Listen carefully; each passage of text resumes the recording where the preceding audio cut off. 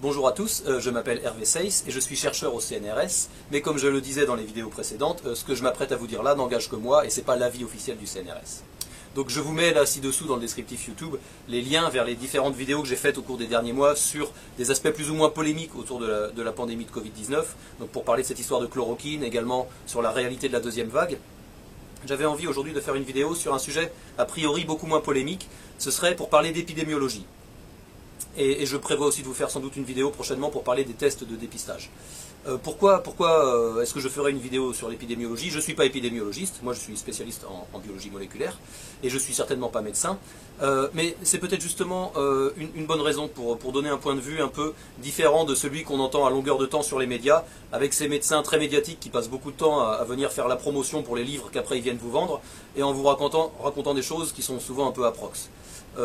Nous, dans la recherche publique, c'est un service public, on est au service du public. On a aussi une expertise à donner, et cette fois-ci de façon tout à fait bénévole. Donc c'est pour ça que je voulais vous donner un peu mon point de vue de scientifique sur ces questions. Je tenais aussi à vous signaler l'existence de ce site web Adios Corona, qui est fait, je vous mets le lien là aussi en dessous, ce site web qui est fait par des collègues, des chercheuses qui ont fait un excellent travail également de documentation et de vulgarisation pour le grand public, à propos de différentes questions très variées sur l'épidémie. Donc aujourd'hui, moi j'avais envie de vous parler plus spécifiquement d'épidémiologie et des différents concepts dont on entend parler dans les médias, cette histoire de R0, d'immunité collective et aussi plus globalement de l'utilité et de l'efficacité des stratégies de confinement. Et donc je voulais commencer par vous montrer un modèle simplifié de la propagation d'une épidémie pour introduire un peu les concepts qui vont permettre de décrire mathématiquement la propagation de l'épidémie. Donc sur ce dessin ici, chaque petit disque représente un individu. Et donc vous avez en rouge des individus qui ont été contaminés par le virus. Donc c'est à partir de ces gens-là que va se propager l'épidémie. Alors parmi eux, il y en a certains qui vont guérir avant d'avoir transmis la maladie à leur entourage. Donc je représente ici en jaune un individu qui a été malade et qui a guéri. Alors un truc intéressant à savoir, c'est que pour les maladies infectieuses, en général, quand vous en avez guéri, ça veut dire que votre système immunitaire a réussi à détruire le pathogène et, en général, il a acquis une mémoire immunitaire contre ce pathogène. Ce qui signifie que vous êtes immunisé. Si vous rencontrez à nouveau le pathogène dans un futur proche, eh bien vous serez protégé contre lui. Je dis dans un futur proche parce que la durée de l'immunité est assez variable selon les maladies. En fait, ça dépend de facteurs qui sont intrinsèques au pathogène et de facteurs qui sont intrinsèques à l'individu. Certains pathogènes, par exemple, peuvent muter très rapidement. Ce qui fait que si vous avez été immunisé contre un certain variant d'un virus, si ce virus a énormément muté et que vous le rencontrez à nouveau, eh bien vous n'êtes plus protégé contre un variant qui aurait suffisamment muté. Ça c'est une chose, donc intrinsèque au pathogène. Également intrinsèque à l'individu, puisqu'en fait la durée de l'immunisation est aussi assez variable selon les types de pathogènes. En tout cas, en ce qui concerne le Covid-19, il semble que l'immunisation dure au minimum environ 6 mois. Et ça c'est vraiment un minimum. On n'a pas vraiment de recul plus long parce que cette épidémie date du début de l'année 2020. Donc il y a eu des études qui ont été faites, je vous mets un lien à nouveau en dessous dans le descriptif YouTube, vous verrez, pour cette maladie-là, en tout cas, on détecte pas mal d'anticorps neutralisants encore au moins 5-6 mois après le premier contact avec le pathogène. Donc ça c'est une chose en jaune, donc ce sont des gens qui ont été contaminés, qui sont plus contaminables et qui ne transmettent plus la maladie à leurs proches. Et bien entendu, certaines personnes auront d'abord contaminé des personnes de leur entourage avant de guérir elles-mêmes, donc je vous les représente maintenant en jaune. Alors guérir ou mourir de la maladie, parce qu'évidemment l'issue de la maladie peut être heureuse ou malheureuse. De notre point de vue à nous, ça fait une différence complète, on préfère largement guérir que mourir. Ce qu'il faut bien voir, c'est que d'un point de vue froidement mathématique, d'un point de vue de l'épidémiologie, ça revient un peu au même, c'est-à-dire qu'une fois que le patient a été contaminé et qu'il a fini d'être malade, alors soit il en a fini en guérissant, soit il en a fini en mourant, et bien après il ne peut plus participer à la propagation de l'épidémie. Donc finalement, du point de vue de la propagation de la maladie, quelle que soit l'issue de la maladie, ça revient un peu au même. Donc évidemment, de notre point de vue à nous, ça ne revient pas du tout au même, mais là, pour le formalisme mathématique, une fois qu'un patient a été contaminé, qu'il a éventuellement contaminé d'autres personnes, puis qu'il a fini d'être malade, eh bien, il se comporte de la même manière, qu'il soit vivant et immunisé ou mort. Alors une chose qu'on voit immédiatement, évidemment, c'est que en fonction du nombre de nouvelles personnes contaminées par chaque patient, l'épidémie va se propager plus ou moins vite. Si un patient contamine une centaine de nouveaux patients autour de lui, l'épidémie va se propager très vite. Si un patient ne contamine qu'une ou deux personnes autour de lui, elle va se propager beaucoup moins vite. C'est ça, ce nombre de patients contaminés par chaque patient initial, c'est ça qu'on appelle le taux de reproduction dans une épidémie. Alors un petit point de vocabulaire, on vous a beaucoup parlé dans les médias de ce R0, donc le taux de reproduction de base de l'épidémie. eh bien, le taux de reproduction de base, c'est le taux de reproduction qui est mesuré en tout début d'épidémie. Vous vous souvenez, quand c'était le plus facile pour le virus de trouver des patients à contaminer. Donc, quand on avait quelques points rouges au milieu d'une grande population de points blancs.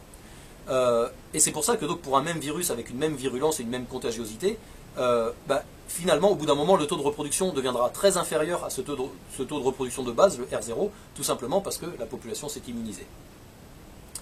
Alors, une autre chose aussi qui est évidente sur cette animation, c'est qu'au bout d'un moment, il y aura une telle proportion de la population qui a été immunisée que ça devient même impossible pour le virus de trouver de nouveaux patients à contaminer.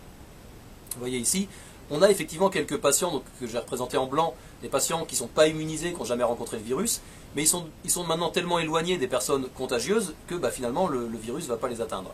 Et c'est ce qui fait que l'épidémie va s'arrêter naturellement avant même d'avoir atteint 100% de la population.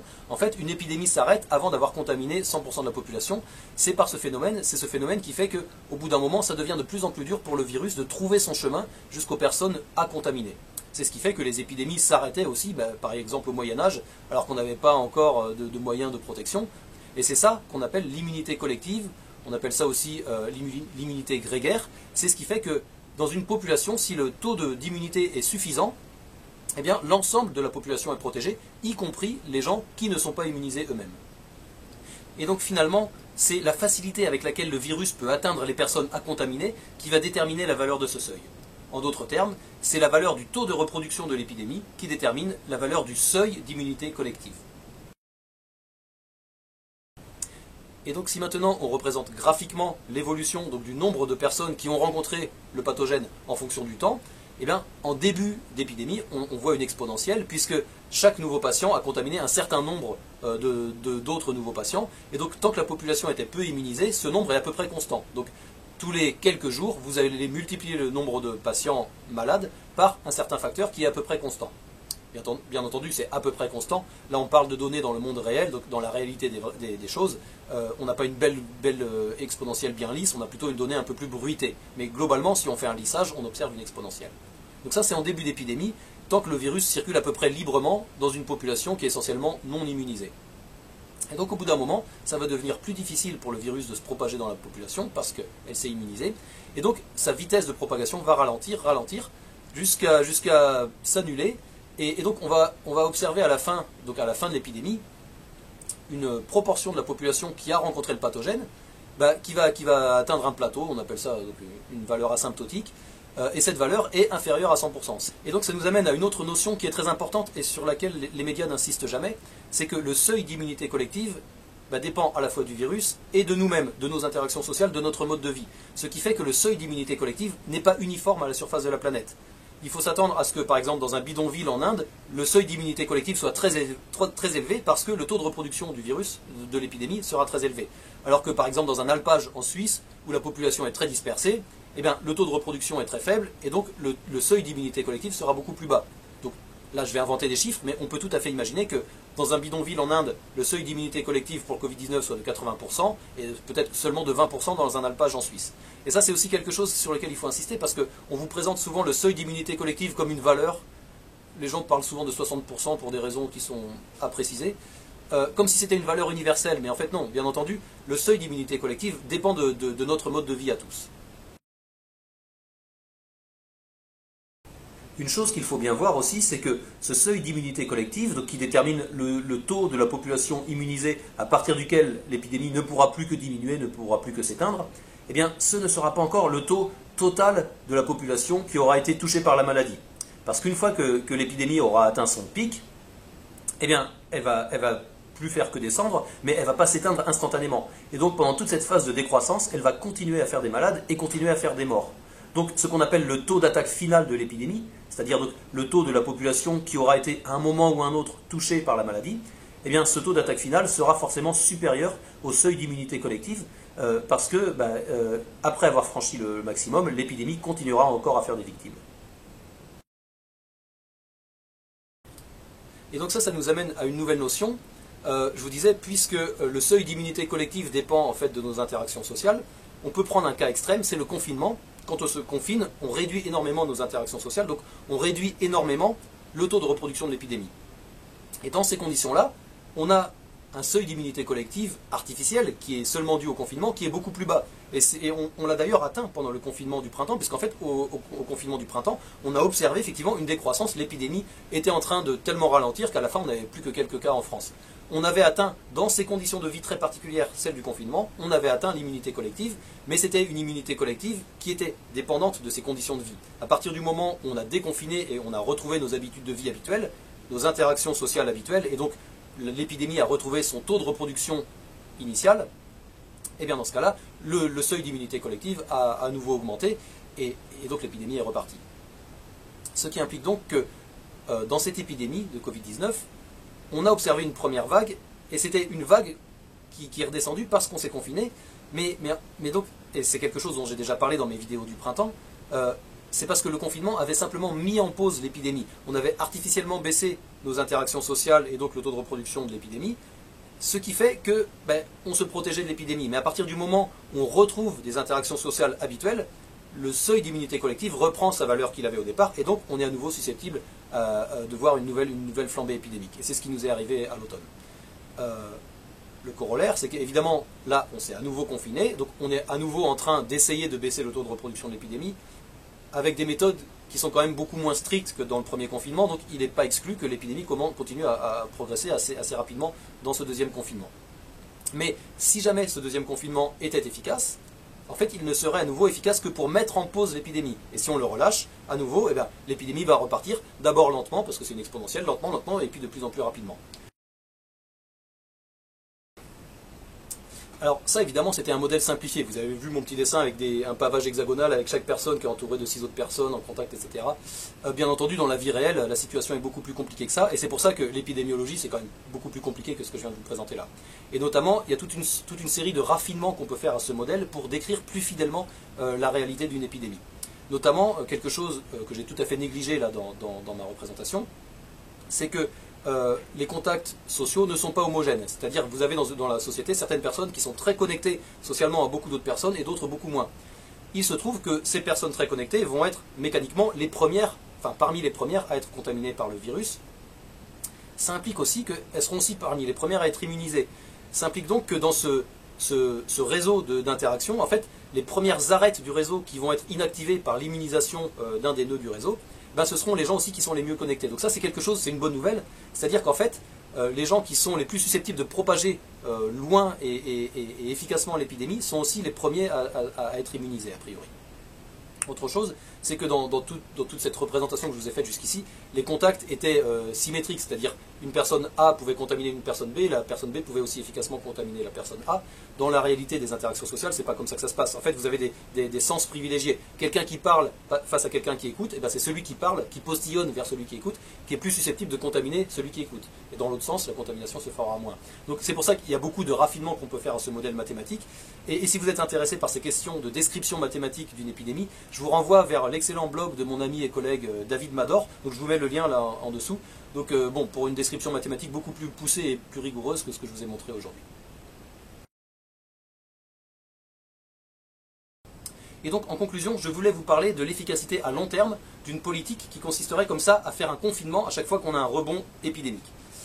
Parce que, on l'a vu, les confinements ne font que mettre en pause l'épidémie. Et dès qu'on déconfine, elle repart. Et donc si elle doit atteindre un seuil d'immunité collective, on peut dire par exemple qu'on vise une qualité de vie égale à la qualité de vie en France en 2019, qui serait un peu la belle époque de référence, eh bien donc ce seuil d'immunité collective, avec le mode de vie qu'on avait l'an dernier en France, eh bien on l'atteindra quoi qu'il arrive, et donc si on confine, on fait que retarder le moment où on atteindra ce seuil. Et finalement, en fait, en faisant des confinements à chaque fois qu'il y a un rebond épidémique, on fait que retarder l'inévitable. Et donc la question se pose vraiment de savoir si c'est vraiment utile de confiner, si ça fait que retarder une échéance inévitable. Il me semble à moi qu'au moins en ce qui concerne le premier confinement qu'on a eu au printemps dernier, il y avait vraiment un intérêt. C'est que, vous vous souvenez certainement, au premier confinement, on n'avait même pas de masques chirurgicaux pour tout le monde, on les réservait au personnel médical. Et le fait que la France se confine et que du coup on fasse désengorger les hôpitaux, ça a permis à la vie économique de reprendre un petit peu, et ça a permis notamment de refaire des stocks de masques, ça nous a permis d'apprendre à fabriquer des masques, d'apprendre les gestes barrières, et toutes ces choses-là, ça a un vrai intérêt à long terme, parce que maintenant qu'on a des stocks de masques, maintenant qu'on a appris à vivre mieux avec le virus, eh bien on baisse le taux de reproduction du virus, qui est beaucoup plus faible que ce qu'il était en début d'année. Et donc, ça veut dire qu'on baisse notamment le seuil d'immunité collective à atteindre pour arrêter l'épidémie. Donc très clairement, même à long terme, ce confinement du printemps me semble avoir eu un vrai bénéfice. Mais là, le deuxième confinement semble être beaucoup moins accepté par la société. On entend beaucoup autour de nous des gens se plaindre, dire « c'est vrai, le confinement va peut-être nous permettre de sauver des vies, mais ma vie économique est très importante aussi pour moi. » Et finalement, il y a des gens qui nous disent « je suis prêt à prendre le risque de tomber malade et éventuellement prêt à mourir de la maladie si ça me permet de sauver mon emploi qui est également très précieux pour moi. » Et ces gens-là, évidemment, il faut les écouter. Et donc c'est vrai qu'on peut se poser la question de l'intérêt d'un deuxième confinement. Je vous disais, le premier, il a permis de gagner du temps, c'était très utile, mais le deuxième, à quoi il sert exactement? Si c'est que pour retarder une échéance inévitable, quel est vraiment l'intérêt de tous ces sacrifices? Il me semble qu'il y a au moins deux intérêts à ce deuxième confinement. Le premier, c'est qu'à nouveau, ça permet de gagner du temps. Et n'oublions pas qu'il y a des projets de développement de vaccins qui sont en route, plusieurs projets en parallèle, et ils sont loin d'avoir abouti. Et encore, une fois qu'il y en aura au moins un qui aura abouti, qui aura trouvé un vaccin sûr et efficace, il faudra encore après le produire pour toute l'humanité, et ça va aussi prendre beaucoup de temps. Donc très vraisemblablement, le vaccin est loin d'être disponible pour tout le monde. Et donc en attendant, tout le temps qu'on peut gagner est bon à prendre. Ce qui signifie que si on confine, on aura déjà moins de morts cumulées au moment où finalement le vaccin sera là pour nous protéger. Donc ça c'est une première chose. La deuxième chose, c'est cette notion, on en avait pas mal parlé dans les médias au moment du printemps, cette idée d'aplatir le pic épidémique. C'est-à-dire que si le pic épidémique est très abrupt, les hôpitaux vont se trouver submergés de malades et ils pourront jamais traiter tout le monde, et on va avoir plein de gens qui vont mourir alors qu'ils auraient pu être sauvés dans des conditions de travail normales. C'est-à-dire que dans un hôpital pas submergé, ces gens-là, on les aurait sauvés, mais là, juste parce qu'il n'y a plus assez de personnel soignant pour soigner tout le monde, les gens vont mourir sur les brancards sans qu'on s'occupe d'eux. Et donc, le fait de faire des confinements permet à chaque fois d'éviter, ou en tout cas de ne pas trop rentrer dans cette zone de saturation des hôpitaux, et donc de limiter ces morts évitables. Alors que c'est vrai que si on ne confine pas, des morts évitables, on en aura certainement énormément. Mais voilà, malgré tout ça, et c'est clair, on est tous exposés à ces messages qu'on entend dans la société, des gens autour de nous, moi j'en entends autour de moi, des gens qui nous disent « je suis bien conscient du risque, mais malgré tout, la vie économique m'est précieuse, et puis peut-être une crise économique elle-même aura un coût en vies humaines qui sera peut-être même au moins du même ordre de grandeur que ce qu'on peut économiser avec des confinements. » Donc très clairement, la question se pose, et très probablement elle va se poser avec d'autant plus d'acuité dans les mois qui viennent. Parce que, je vous disais, il me semble que le vaccin est loin d'être prêt, en tout cas c'est pas à l'échelle de quelques mois, et du coup, des confinements, on a encore le temps d'en refaire quelques-uns, et très vraisemblablement, la population va être de moins en moins encline à accepter des nouveaux confinements. On le voit avec le deuxième confinement par rapport au premier. Très probablement, s'il y a un troisième, un quatrième confinement, il y aura énormément de réticence dans la population. Donc inévitablement, je pense que les pouvoirs publics vont être confrontés à ce problème de l'acceptabilité du confinement. Donc là, pour cette dernière minute dans la vidéo, je vais un peu sortir de mon rôle de scientifique. Là, je vous expliquais un peu les choses d'un point de vue scientifique. Là, je vais vous donner un peu mon sentiment sur ce que je vois se passer. Je pense, c'est assez probable, que dans les mois qui viennent, on n'échappera pas à ce débat sur des alternatives au confinement généralisé. Et des alternatives, il y en a plusieurs qui ont été proposées dans les discussions, sur Internet notamment, dans les médias. La première, c'est de faire un confinement ciblé. C'est-à-dire que les facteurs de vulnérabilité au Covid-19, on les connaît bien maintenant. C'est essentiellement l'âge, et également aussi des comorbidités, des maladies par exemple l'hypertension, le diabète, etc. Et donc on sait assez bien prédire quelles seront les populations les plus à risque. On pourrait choisir de ne confiner que ces personnes-là, et le reste de la population pourrait continuer à vivre une vie économique normale. Ça c'est une première possibilité. Une autre possibilité dont on entend aussi un peu parler, ce serait, et là je pense qu'on ne peut pas faire plus démocratique, ce serait le confinement sur la base du volontariat. Chacun, en son âme et conscience, déciderait de se confiner ou non en fonction de sa propre perception des risques et en fonction de sa propre aversion aux risques. Je suis jeune, je suis en bonne santé et j'ai vraiment besoin de mon emploi, je décide de continuer à travailler et éventuellement je prends le risque d'être malade. Je suis âgé et je sais que ça va me coûter cher économiquement, mais je tiens vraiment à me protéger de la maladie, je me confine. Donc ça, je pense, c'est le genre de discussion auquel on n'échappera pas sans doute dans les mois qui viennent.